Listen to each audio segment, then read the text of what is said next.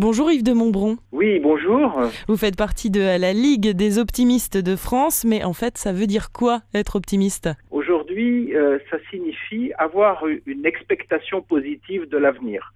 Ça veut dire quoi ? Ça veut dire se projeter positivement dans ce qui va nous arriver. L'avenir, on ne le connaît pas plus vous que moi, et donc l'idée, c'est de se dire, quitte à faire un pari sur ce qui va se passer demain, après-demain, dans l'année, quitte à prendre des hypothèses, eh bien faisons un pari positif, faisons le pari qu'on va sortir de la crise, qu'on va trouver des solutions, qu'on peut améliorer la situation dans laquelle nous sommes. Voilà, c'est ça. Alors pour certains, c'est un peu une espèce d'image d'Épinal. Vous savez, l'optimiste peut être taxé en France parfois d'être le ravi de la crèche ou celui pour qui il suffit de mettre des lunettes roses pour que tout aille bien. Mais nous, à la Ligue des optimistes de France, on considère au contraire que c'est plutôt une discipline mentale et que si on veut que les choses changent et que les choses aillent mieux, eh bien nous sommes, chacun d'entre nous, le premier responsable de l'évolution des choses. Mais comment justement fait-on pour être optimiste ? Est-ce que ça se décrète un jour, on dit aujourd'hui je vais être optimiste ? Un peu, oui. Alors c'est-à-dire qu'en fait vous avez plusieurs catégories de gens. Il y a des gens qui vont être un peu des optimistes natives, vous voyez, qui vont avoir ça en eux naturellement, qui vont spontanément voir ce qui va bien, qui vont avoir spontanément une projection positive dans l'avenir.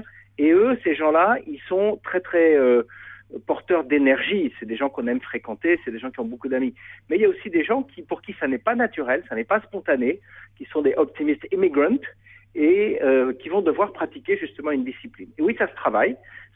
Il y a quelques règles de base qu'on peut cultiver. La première, c'est s'efforcer au quotidien de voir dans son environnement ce qui va bien. Donc il y a une espèce de confiance en soi associée à l'idée qu'en cas de difficulté, on trouvera les moyens pour s'en sortir.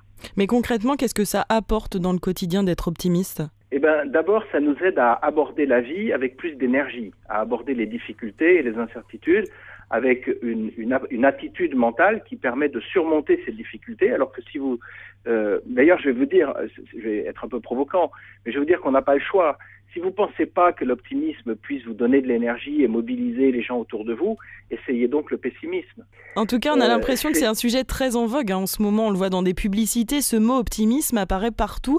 Vous le ressentez ça lors de vos conférences, par exemple ? Alors oui, nous, à la Ligue des optimistes, on est plusieurs à animer des conférences dans les entreprises ou dans les associations, et on se rend compte qu'il y a actuellement une grande soif d'optimisme dans notre pays.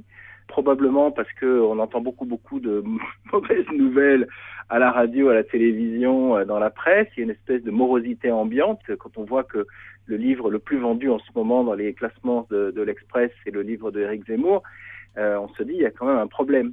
Donc on sent effectivement, alors dans les publicités, mais aussi dans les entreprises, cette volonté, ce désir d'aller au-delà de cette espèce de fatalité qui fait que voilà, tout est foutu, il n'y a plus qu'à baisser les bras. Et ça ne génère pas de l'énergie, ça ne génère pas de la confiance. On l'a compris, Yves de Montbron, votre mot d'ordre ce matin, soyons optimistes. Merci et passez une bonne journée. Merci à vous, au revoir.